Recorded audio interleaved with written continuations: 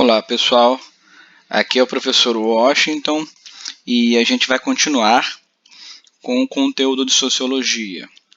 E hoje nós vamos falar de dois aspectos importantes, dois conceitos importantes da Sociologia que foram utilizados pelos primeiros sociólogos e que terão impacto principalmente no pensador Auguste Comte, que a gente vai falar na próxima aula. Bom, esses dois conceitos, evolucionismo e organicismo, é importante a gente dar uma olhada para saber de onde eles vêm. Bom, quando a gente fala do início da sociologia, a gente sempre lembra alguns aspectos importantes, que eu vou relembrar aqui para a gente se situar. Nós estamos em um momento de mudança muito profunda na sociedade europeia. Nós estamos em pleno processo de revolução industrial, que tem todo um conjunto de transformações muito fortes e que dão uma nova cara para a sociedade europeia. Cidades já existiam, mas não tão grandes e não com uma quantidade de problemas tão grandes.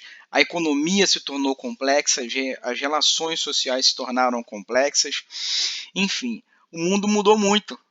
E esse primeiro momento de mudança, essas primeiras décadas de mudança, foram muito impactantes. Então, a Revolução Industrial, apesar de todos os pontos positivos, e eles nesse momento não nos interessam, o que nos interessa aqui são as consequências negativas da Revolução Industrial. A gente já falou bastante delas, dessa desorganização social, porque vai ser ela o pano de fundo social para a emergência, para a criação de uma disciplina que tivesse como objetivo o estudo da sociedade.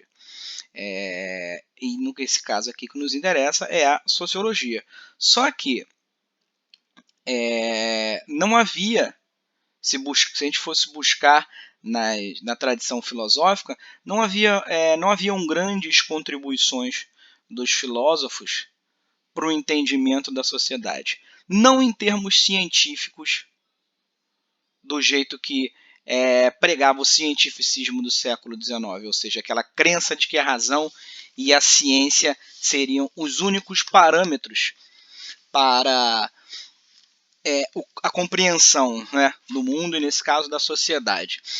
Então, a gente vai ver que, como não há grandes contribuições no campo da filosofia, muitos dos primeiros sociólogos irão buscar na biologia, nas ciências naturais, como se chamavam à época, contribuições.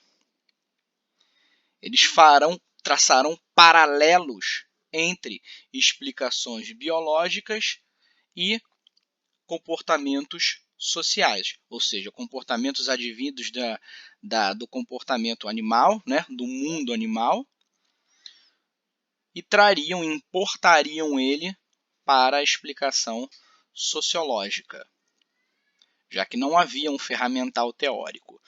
Então a gente vai ver que dois conceitos muito importantes serão os conceitos de evolucionismo e de organicismo.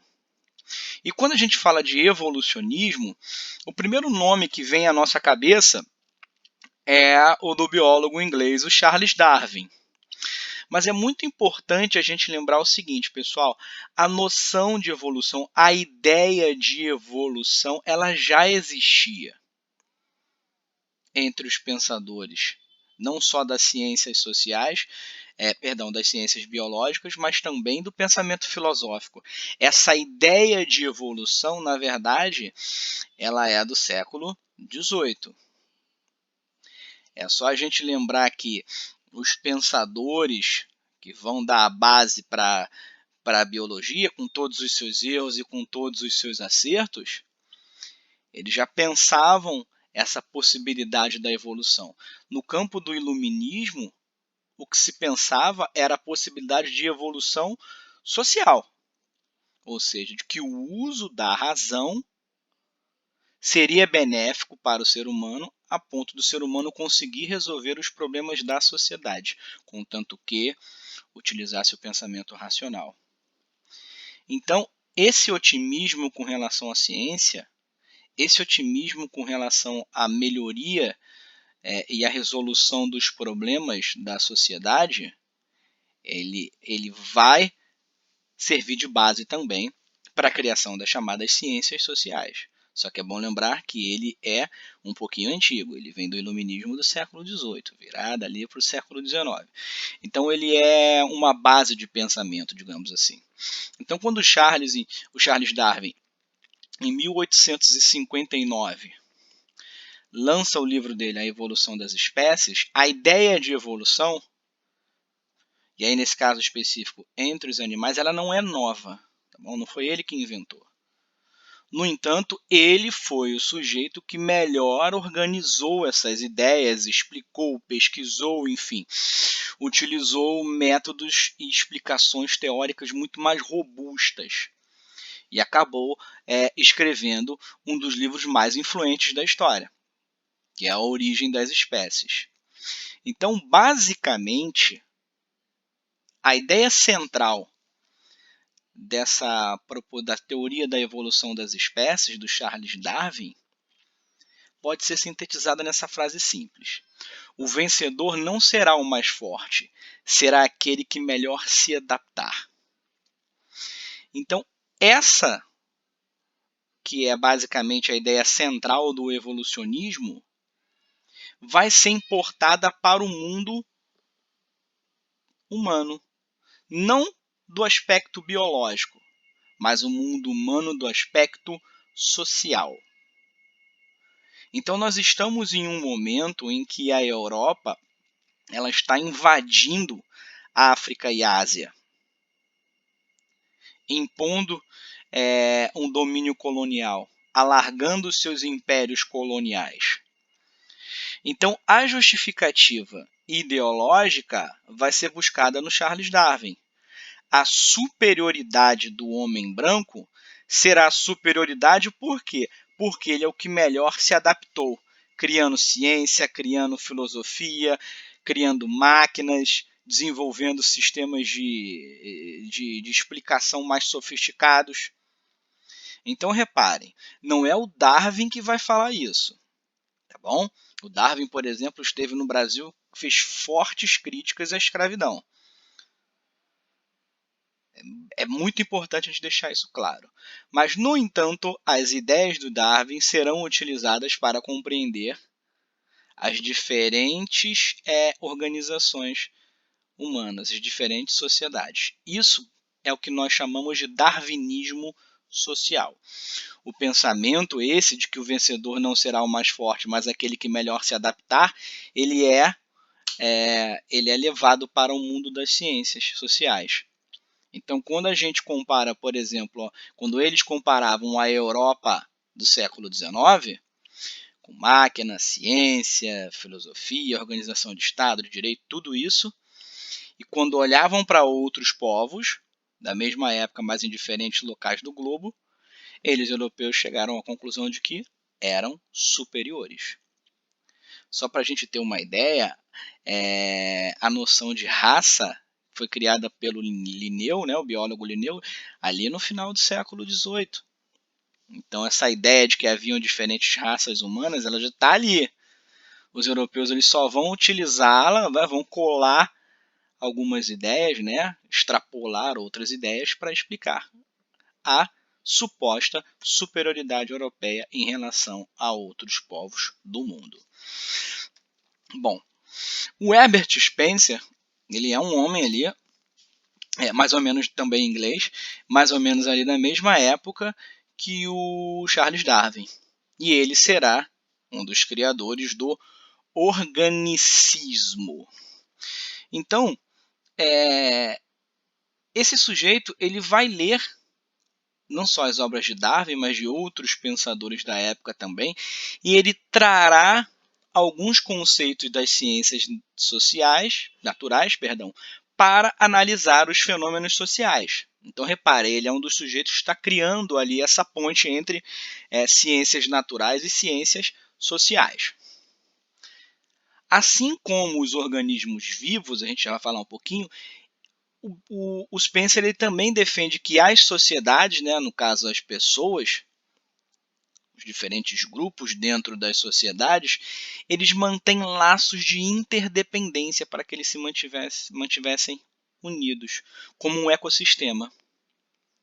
Num ecossistema, todos os habitantes daquele ecossistema, né, das plantas, os animais e assim por diante, todos ali são interdependentes. Então não dá para dizer, por exemplo, numa floresta que as árvores são mais importantes do que os rios, que são mais importantes do que os animais, que são mais importantes do que a terra e assim por diante. Eles funcionam em um conjunto, em um sistema, em que todos têm o seu papel. Então, quando todos cumprem o seu papel, quando o sistema está em equilíbrio, ele está funcionando bem. Quando não está, aí começam os problemas. Então, daí nasce a ideia de organicismo, de corpo social, que é uma expressão que vai ser muito utilizada. Então, ele vai dizer que existem características que estão presentes em todos os organismos vivos e que estão organizados e dispostos em forma ou de órgãos ou de sistema. Então ele vai trazer essa ideia para, repito, corpo social. Ora, no nosso corpo, nós também, todas as partes do nosso corpo, elas têm uma função. O nosso corpo precisa de todas essas partes para funcionar. Não dá para funcionar sem o pulmão, não dá para funcionar sem o coração. Hoje, né, 2020, século 21, a gente sabe que dá para ser feito algumas adaptações, transplantes e assim por diante. Mas esqueçam isso, pensem com a cabeça de um homem do século 19. Pensem com a cabeça de um homem que vê que para um corpo funcionar bem, todos os órgãos têm que estar alinhados, têm que estar funcionando. Os sistemas, né, seja digestório e assim por diante no corpo, tem que estar alinhado também. Então, tudo tem que estar funcionando. Todos esses elementos, todos esses órgãos, eles são interdependentes. Então, reparem, não dá para dizer que o pulmão é mais ou menos importante do que o coração e do que o cérebro. Todos eles são importantes. Todos eles têm função. Ou seja, aí é outra questão importante para a gente pensar, que é o chamado funcionalismo. Ora, do dedo do pé ao cabelo, tudo no nosso corpo tem uma função. Basta que nós saibamos qual função é essa. O mesmo pode ser dito na sociedade. Tais comportamentos servem para quê? Qual é a função deles? Ora, a função basicamente é manter a sociedade unida, agregada, né? Da mesma forma que o seu coração tem uma função, digamos assim, positiva no seu corpo, ele contribui para o bom funcionamento do seu corpo. O que não contribui para o bom funcionamento do corpo, a tendência é que o corpo elimine, não mantenha. Então, a função do corpo, a função do órgão, de um coração, por exemplo, no corpo, só pode ser positiva. Então, os comportamentos dentro da sociedade também. Basta sabermos para que eles servem. Então, isso é importante porque, pessoal, passando aqui para o último tópico, o organicismo ele vai afirmar todo esse conjunto de ideias que pertence a todos os grupos humanos também tem. Todos os grupos humanos. Olha aqui, ó, no penúltimo tópico. No plano social, ele vai dizer, né, animado com as ideias parecidas com a do Darwin. Ora, no corpo social também há os indivíduos superiores e os indivíduos inferiores. E lembre-se, não tem nada a ver com força, tem a ver com adaptação, aptidão. Então, por isso que na sociedade existem aqueles que estão melhor posicionados e aqueles que estão pior posicionados. Isso se explica de forma muito simples, segundo esse raciocínio. Uns são melhores, são superiores, os outros são piores, são inferiores. Ponto. Essa é a explicação. Essa justificativa explicaria a desigualdade social. A desigualdade social ela se explicaria não por questões políticas, econômicas ou qualquer coisa do tipo, mas se justificaria no plano da biologia, da mesma forma que existem leões mais fortes e leões mais fracos. Quando ele afirma isso, pessoal, ele despreza as chamadas particularidades históricas de cada povo. Quando ele diz que um povo é superior ao outro, ele ignora a trajetória histórica. Então não há, por exemplo, como a gente comparar a trajetória histórica de povos Yanomamis que viviam na Amazônia com um inglês. Não tem como, que vive em Londres, por exemplo. Não tem como. A trajetória histórica desses povos é diferente. Então não tem como estabelecer comparação dizendo que um é superior e o outro é inferior. Mas isso, pessoal, a gente sabe hoje. Nessa época, e é importante que vocês saibam que eles pensam nessa época, era perfeitamente aceitável a justificativa de um povo ser superior ao outro, já que essa superioridade se materializava na sua organização social, no seu desenvolvimento tecnológico e científico e assim por diante. Tá bom? E com isso terminamos a primeira parte de introdução aos pensadores da sociologia.